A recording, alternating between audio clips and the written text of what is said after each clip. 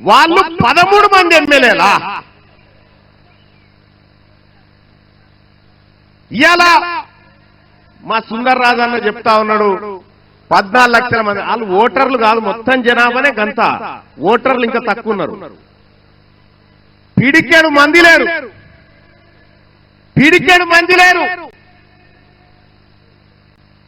వాళ్ళు 60 మంది ఎమ్మెల్యేలై అసెంబ్లీలలో చట్టసభలలో కూర్చుంటే ఈ బీసీల బతుకులు మార్చడానికి వాళ్ళు నిర్ణయాలు తీసుకుంటారా? మీరు ఒక్కసారి ఆలోచన చేయండి. తీసుకోరు. ఇలా బీసీల చేతుల్లో భూములు లేవు, బీసీల చేతుల్లో అధికారం లేదు, బీసీల చేతుల్లో ఆర్థిక వనరులు లేవు. మొత్తం ఉన్నదంతా వాళ్ళ చేతుల్లో ఉన్నది.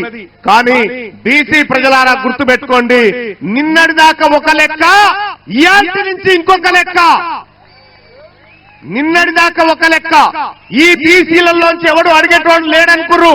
ఈ బీసీలకు ఇట్లనే 4 రోజులు ఉద్యమాలు చేసిపోతారనుకున్నారు. కానీ గుర్తు పెట్టుకోండి, ఇవాళ బీసీ సమాజానికి, తెలంగాణ రాష్ట్ర బీసీ ప్రజలకు మీ బిడ్డ టీన్మార్ మల్లన్న ఖడ్గం పట్టుకొని ఉన్నాడు.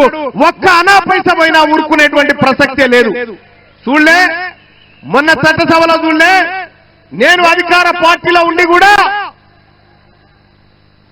మొన్న ఇప్పుడే చెప్పిన 1,20,000 కోట్ల రూపాయలు మనం జమ చేస్తున్నామని.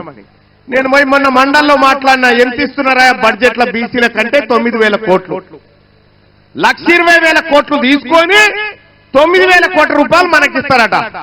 అంటే ఎవరి సొమ్ముతో ఎవరు బతుకున్నానా? ఎవరి సొమ్ముతో ఎవరు బతుకులు? మన కష్టంతో వాళ్ళు బతుకుంటే మనకు సేవ చేస్తున్నట్టు అని చెప్తా ఉన్నారు. నేను ఈ వరంగల్ వేదిక నుంచి చెప్తా ఉన్నా, మర్యాదగా బీసీల కుర్చీలు ఖాళీ చేయండి. మర్యాదగా బీసీల కుర్చీలు ఖాళీ చేయండి. మా బిడ్డలంతా తయారున్నారు ఈడ ఎక్కడానికి, కుర్చీలు ఎక్కడానికి మా బిడ్డలు తయారున్నారు. ఇలా సిద్ధమేనా? ఉన్నారా?